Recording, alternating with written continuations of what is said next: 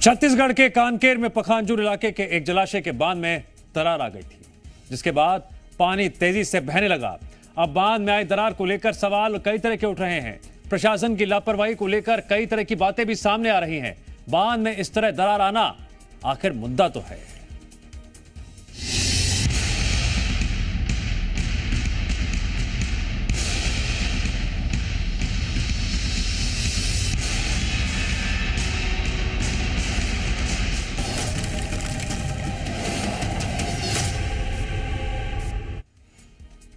छत्तीसगढ़ के कांकेर जिले में पखांजूर के पास मौजूद एक बांध में अचानक दरार आ गई, जिससे आसपास के 3 गांवों के डूबने का खतरा मंडराने लगा।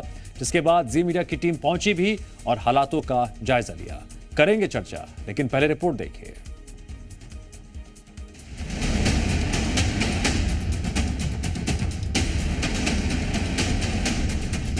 छत्तीसगढ़ में लगातार हो रही बारिश आम जन के लिए परेशानी का सबब बनता जा रहा है। प्रदेश के कांकेर जिले में लगातार हो रही बारिश के कारण पंखाजूर इलाके के एक जलाशय के बांध में दरार आ गई। बांध में दरार आने से जलाशय का पानी तेजी से बाहर निकल रहा है। बांध टूटने से दहशत में आसपास के ग्रामीण जरूरी सामान, अनाज और परिवार को लेकर सुरक्षित स्थान की ओर जा रहे हैं।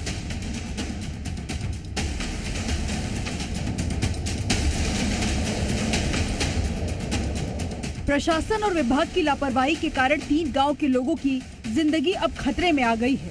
जो हमारे गांव का जो सिंचाई बांध है उसमें दरार पड़ा हुआ है और ये पिछले 3 सालों से है। इसकी जानकारी हम इरिगेशन विभाग को साथ में जनदर्शन में भी इसका आवेदन दिए थे हमने, और वहां से रिप्लाई आया था कि इस पे कार्रवाई किया जाएगा। पिछले साल बारिश कम होने की वजह से पानी उतना भरा नहीं था और वो मिट्टी डाल के उसको फिर बंद कर दिया गया, पर इस बार फिर बारिश के पहले फिर मिट्टी डाल के उसी दरार को भर दिया गया। पर इस बार बारिश ज्यादा होने के कारण डैम लबालब भरा हुआ है। बहुत सारे नुकसान, हजारों लोगों का नुकसान होगा। उसके बाद जान माल का, पशु जो भी है नुकसान इतना होगा कि सरकार को भरपाई करने की दिक्कत जाएगी। इसलिए अभी यदि चाहे यहाँ पर मैंने बोला कि प्लेट लगा करके सामने से प्लेट लगाया जाए और उसके बाद इसमें पत्थर जो भी मिट्टी डाला जाए तो जल्दी काम हो सकता है। अधिकारी हम मानेंगे, क्योंकि अधिकारी समय पे अगर ध्यान दिए रहते तो ये नौबत हमें अभी देखने को नहीं मिलता। क्योंकि अभी जो नुकसान होगा किसान का ही होगा, किसी अधिकारी का नहीं होता है नुकसान। भरपाई किसान का ही करना पड़ता है। अधिकारी लोग अगर टाइम पे इसको ध्यान दिए रहते तो ये काम अभी नहीं होता। कितना नुकसान हो सकता है आप यहाँ पे? ये डैम के नीचे कम से कम 50 एकड़ होगा और नुकसान होगा तो कम से कम 2-2.5 एकड़। तो क्या पहले मरम्मत नहीं किया था? क्या विभाग किया था गर्मी में? किया था। वहीं जी मीडिया की टीम ने सबसे पहले ग्राउंड पर पहुंचकर हालात का जायजा लिया। रिपोर्टिंग के दौरान हमने पाया कि बांध में लीकेज के कारण ग्रामीणों के घर और खेतों में पानी भर गया है। ग्रामीण बांध के टूटने के डर से अपना घर छोड़कर दूसरी जगह शिफ्ट हो गए। कांकेर के पखांजूर स्थित पीवी 133 में अभी भी बांध का लीकेज होने की वजह से बहाव जो है पानी का वो जारी है। ग्रामीण हैं वो अभी भी यहाँ पे मौजूद हैं और बाकायदा ये देख सकते हैं टेंट लगा लिए हैं। यहाँ कुछ लोग लेटे भी हुए हैं। ये भी व्यक्ति मौजूद हैं। बातचीत करते हैं कि आखिर टेंट लगा के यहाँ कर क्या रहे हैं, क्या करने के लिए आप यहाँ पे मौजूद हैं? सर, हम यहाँ टेंट लगा कर बैठे हैं। यदि यहाँ से बांध अचानक टूट जाता है तो फ़ोन के माध्यम से घर में संपर्क कर देंगे। जो निचले स्तर के लोग हैं वो ऊपर चले जाएंगे पहाड़ी पर, ताकि जान तो बच सके। माल की जो हानि है उसकी तो भरपाई कोई नहीं कर पाएंगे। ये माल की भरपाई की आप बात किए, बहुत से ऐसे लोग थे जो मक्का जो है कम दामों में अपना बेच दिए हैं। आपने भी मक्का बेचा? नहीं सर, मैं पहले ही मक्का बेच दिया था। गांव में बहुत सारे लोग स्टोर करके रखे थे माल को, क्योंकि रेट बढ़ेगा तब बेचेंगे करके। पर आज की स्थिति को देखते हुए आनन फनन में ग्राहक को बुलाए फिर बेच दिए उसको। अच्छा, कम दामों में बेचना? कम दाम में बेचना पड़ा। तो कम दामों में बेचना पड़ा। कुछ भाई साहब लेटे हुए हैं, आप लेटे हैं, क्या कर रहे हैं? क्या करूँगा, बांध के रखवाली कर रहा हूँ अभी कि कई स्थिति खराब हो जाएगा, टूट वूट जाएगा तो गांव वाले के दिक्कत मत आए करके हम दिन भर मेहनत कर रहे थे। कोई काम नहीं बना, प्रशासन शासन सब ये हो गए, चले गए उन लोग। हम लोग बैठे हैं कि कोई स्थिति खराब होगा तो हम गांव वाले को सूचित करेंगे। वहीं पूरे मामले को लेकर जब हमने जल संसाधन विभाग के प्रभारी एसडीओ प्रेम सिंह कंवर से बात की तो उन्होंने भी लापरवाही की बात को स्वीकार किया। कांकेर की पखांजूर स्थित बांध में लीकेज का मामला सामने आया है और अभी भी कोशिश यही की जा रही है कि किसी तरह से इस लीकेज को मरम्मत किया जाए। फिलहाल इरिगेशन डिपार्टमेंट के अफसर हमारे साथ मौजूद हैं। सर, किस तरह की प्लानिंग है, इसे कैसे मरम्मत किया जाएगा? जी, इसमें जैसे आपका वो वाला दिख रहा है, वहाँ से ये ऐसा दीवार बनाएंगे। दीवार बना के बोरी, सीमेंट बोरी का दीवार बना करके बीच में मुरुम भरेंगे और दोनों तरफ से उधर से भी। तो ये जो पोजीशन है एक्चुअल, इसमें से बीच में पानी खाली होगा तभी पता चल पाएगा। उसके बाद पूरा वहाँ से वो करके उपचार करेंगे। कई जो किसान हैं वो प्रभावित हो रहे हैं। अब देखना ये बड़ा दिलचस्प होगा कि मुआवजा कब किसानों को मिलता है और किस तरह की कार्रवाई विभाग के द्वारा की जाती है। प्रशासन की ये लापरवाही कई मासूमों की जान का कारण बन सकती है। वहीं अपनी लापरवाही सामने आने के बाद तमाम अधिकारी मौके पर पहुंच चुके हैं और जेसीबी मशीन, रेत से भरी बोरियां सहित अन्य सामान लाकर मरम्मत जारी है। पानी रोकने का हर संभव प्रयास किया जा रहा है। ब्यूरो रिपोर्ट, जी मीडिया। और जिस लीकेज की बात हो रही है उसको कवर करने के लिए हमारे सहयोगी राजेश निषाद ग्राउंड जीरो पर लगातार मौजूद रहे और लोगों से बातचीत भी की, अधिकारियों से सवाल भी किए। सीधे हमारे साथ राजेश निषाद लाइव जुड़ गए हैं। राजेश, क्या ये माना जाए कि लापरवाही तो बहुत पहले से हो रही थी, नजर आज गई है, अब आगे क्या? बिल्कुल निश्चित तौर पे देखिए, लापरवाही तो जरूर हुई है, क्योंकि लगातार वहां के ग्रामीण इसकी शिकायत भी कर चुके हैं, सूचना भी दे चुके हैं कि इससे लेकर के कुछ काम किया जा सके, मरम्मत किया जा सके। लेकिन देखिए, जब हम बातचीत के ग्राउंड पे पहुंचे, वहां के लोगों से जाना उनका किस तरह उन्हें समस्या हो रही है, क्योंकि खौफ के साए में सीधे तौर पे ग्रामीण देखने को मिले हैं। लेकिन इस पूरे मसले के बाद हम वहां के जो प्रभारी हैं एसडीओ, उनसे हमने बातचीत की। उनका ये भी कहना था कि बारिश से कुछ समय पहले ही वहां मरम्मत का काम किया गया था। लेकिन देखिए, कुछ ही समय हुआ है अभी बारिश को, मानसून को आए, लेकिन मानसून के बीच ही ये लीकेज सामने आता है। सीधे तौर पे लापरवाही जरूर है, इस बात को खुद अफसर स्वीकार भी किए हैं। लेकिन बड़ा सवाल ये उठता है कि आखिर इस तरह की लापरवाही क्यों बरती जा रही है, क्योंकि सवाल कई सारे उन मासूमों का है, उन ग्रामीणों का है जो वहां निवास करते हैं। क्योंकि देखिए, 37 हेक्टेयर में ये पूरी तरह से ये जलाशय है और वहां से, उस जलाशय से करीब 1000 एकड़ जो कृषि भूमि है, वहां सीधे तौर पे किसान जो है वो खेती करते हैं। लेकिन इस लापरवाही की वजह से कई एकड़ जो कृषि क्षेत्र है या किसी की जो जमीन है, उस पे पूरी तरह से जलभराव की स्थिति निर्मित हो चुकी है। इतना ही नहीं, बल्कि लोगों के घरों तक भी पानी जा पहुंचा है। ऐसे में लोगों को दूसरे सुरक्षित स्थान पे जाना पड़ा है। हालांकि इरिगेशन डिपार्टमेंट की टीम वहां पहुंची है, वो भी तब पहुंची जब जी मीडिया ने इस खबर को प्रमुखता के साथ दिखाया है। लगातार हम नजर बनाए हुए हैं, वहां के हालातों का जायजा भी ले रहे हैं। राजेश, जानकारी के लिए आपका शुक्रिया। कांकेर जिले के पखांजूर में बांध में हो रहे लीकेज की खबर को हमने प्रमुखता से दिखाया, जिसका बड़ा असर देखने को मिला। कल लीकेज की खबर सबसे पहले जी मीडिया ने आप तक पहुंचाई थी, जिसके बाद जल संसाधन विभाग के वरिष्ठ अधिकारी और जिला प्रशासन के अफसरों ने मौके पर पहुंचकर मोर्चा संभाला और तेजी से मरम्मत का काम शुरू किया। कांकेर के पखांजूर में बांध में लीकेज के बाद अब चूंकि काम में तेजी आ चुकी है और ये तस्वीरें देख सकते हैं कि किस तरह से मजदूर लग चुके हैं और इसे कहीं ना कहीं मरम्मत का जो काम है वो शुरू कर दिया गया है। इतना ही नहीं, बल्कि जल संसाधन विभाग के जो अफसर हैं वो भी पहुंच चुके हैं, मुआयना कर रहे हैं और जी मीडिया लगातार कल से ही यहाँ पे मौजूद रही है और हर एक एक पल की तस्वीरें भी हम अपने तमाम दर्शकों तक दिखाएं। फिलहाल अधिकारी यहाँ पे पहुंच चुके हैं, एसी साहब भी पहुंचे हैं, एसडीएम साहब भी पहुंचे हैं। सर, आप यहाँ आए हैं, किस तरह तस्वीर नजर आई आपको और क्या लापरवाही दिखाई दी है?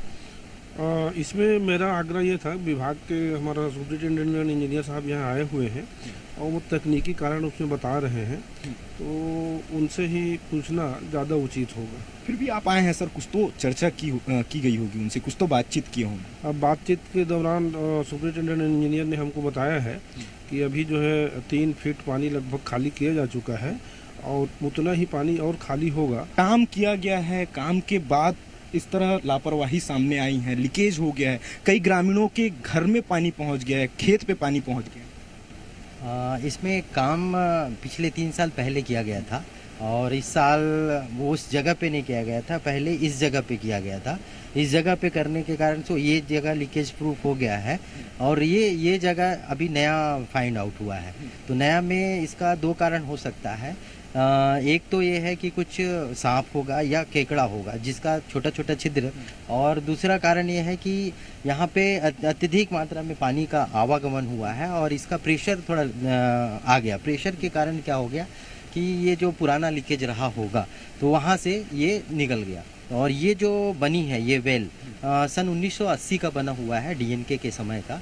तो उसको डिसमेंटल करके ये नया बनाया जाना था, लेकिन कुछ कारणवश ये यहाँ पे बना।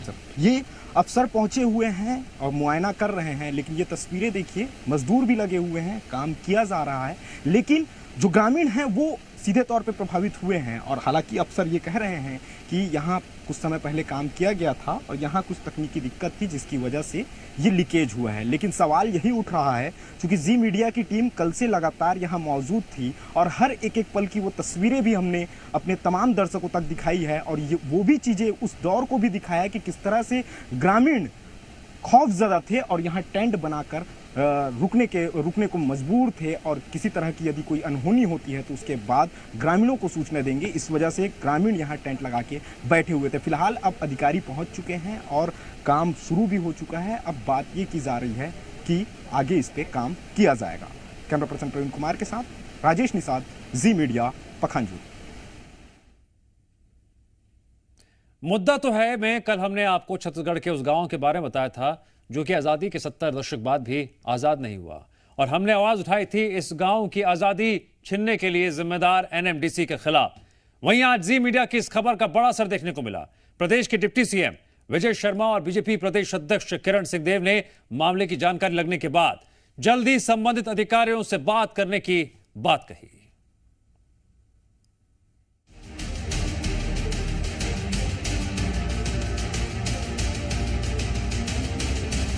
ये मौत के बाद मातम का गीत है जो आए दिन लोहा गांव से निकलकर बैलाडीला की पहाड़ियों में गूंजता है।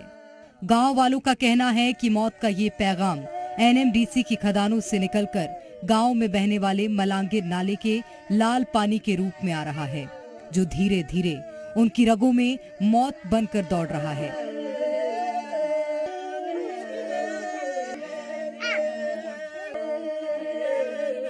बीमार हो गया ना, क्या हुआ? पेट में कुछ दरस हो गया, ऐसे तो मर गया। एक 2 दिन ज्यादा नहीं हुआ। अच्छा, आप लोग यहाँ पे पानी कौन सा पीते हैं? ये लाल पानी, ये लाल पानी पीता है कौन?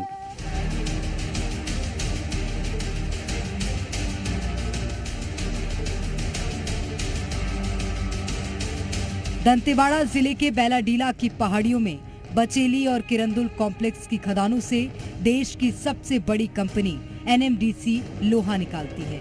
स्थानीय लोगों के मुताबिक किरंदुल और बचेली के बीच कई आदिवासी बाहुल्य गांव को इस नवरत्न कंपनी ने गोद लिया है, या फिर ये उनके आश्रित गांव हैं।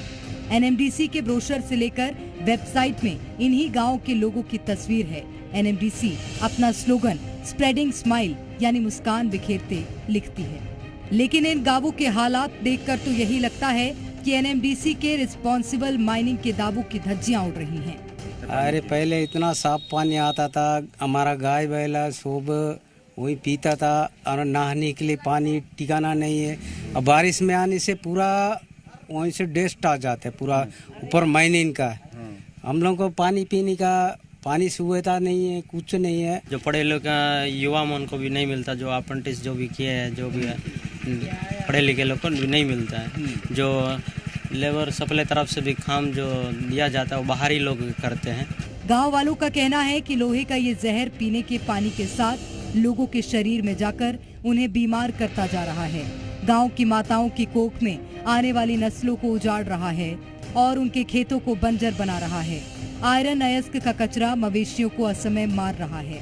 लाल पानी तमाम ग्रामीणों के लिए काल बन चुका है, और ये सब वो ग्रामीण हैं जिनके पुरखों की जमीन पर, उनके पहाड़ पर एनएमडीसी माइनिंग कर रहा है।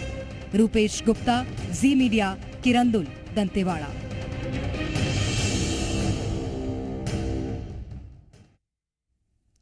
वहीं कल इस पूरे मुद्दे को दिखाए जाने के बाद डिप्टी सीएम विजय शर्मा और बीजेपी प्रदेश अध्यक्ष किरण देव सिंह ने मामले में जल्द कार्रवाई और जिम्मेदार अधिकारियों से बात करने का आश्वासन दिया है। समस्या है ना, मसला यह है कि वहां पर आयरन ओर इतना अधिक है कि उस ऊपर भी, सतह के ऊपर भी समझ में आता है। तो जब बारिश होती है तो सारे स्थानों से पानी आता है और वही आयरन ओर के कारण लाल होता है, उसको लाल पानी कहते हैं, आयरन। तो इसकी समस्या के लिए कई फिल्टर प्लांट लगाए जा चुके हैं। उस क्षेत्र में जितने गांव हैं सबके पेयजल की अलग व्यवस्था की जा चुकी है। इस पानी को एक समय तक आता है, वो इस पानी के बाद आगे जो सिंचाई करना है, क्योंकि इसमें सिंचाई भी करना भी मुश्किल होता है, सिंचाई करना है उसके लिए बोर आदि किए जा चुके हैं। बेहतर होगा कि एक बार उन सारे क्षेत्रों का दौरा किया जाए, देख कर आया जाए कि वहाँ है क्या। न जरूर, आपने अगर बताया है तो मैं बिल्कुल बात करता हूँ, तुरंत ही बात करता हूँ। हमारी शंकनी डंकनी नदी जो है वर्षों से, और क्योंकि आयरन ओर वहाँ से निकल के आता है उसके ऊपर से, इसलिए उसका रंग लाल हो जाता है। और वो ये बात सही है कि उसको उपयोग के लिए जब उसकी वो रहती है तो थोड़ी तकलीफ होती है, परेशानी होती है उसमें निश्चित रूप से। इस संबंध में आदरणीय मुख्यमंत्री जी से, आदरणीय प्रभारी मंत्री जी से भी मैं निश्चित रूप से उनकी जानकारी मिलाऊंगा। जो अच्छा हो सकेगा वो करने का प्रयास निश्चित रूप से करेंगे। हमारे आदरणीय मुख्यमंत्री जी बहुत संवेदनशील हैं। वहीं पूरे मामले पर पीसीसी चीफ दीपक बैज का भी बयान सामने आया, जहां उन्होंने सरकार से मामले को गंभीरता से लेने की अपील की है। बड़ा जिले के बैलाडीला और बचेली कुछ गांव आज भी ऐसे हैं जहां लाल पानी पीने को मजबूर है। हमारी सरकार में एक पाइपलाइन के माध्यम से पानी बिछाकर गांव में देने का प्रोजेक्ट हम लोगों ने तैयार किए। हमारा आयरन ओर पूरे विदेश जा रही है। हमारी आयरन ओर से रॉयल्टी और डीएमएफ के करोड़ों फंड हमारे पास हैं। उसके बाद भी अगर हम उनको अगर साफ पानी नहीं दिला पा रहे तो मैं समझता हूँ कि इससे बड़ा दुर्भाग्य हमारे लिए कुछ भी नहीं हो सकता है। और यहां रुकेंगे ब्रेक के लिए।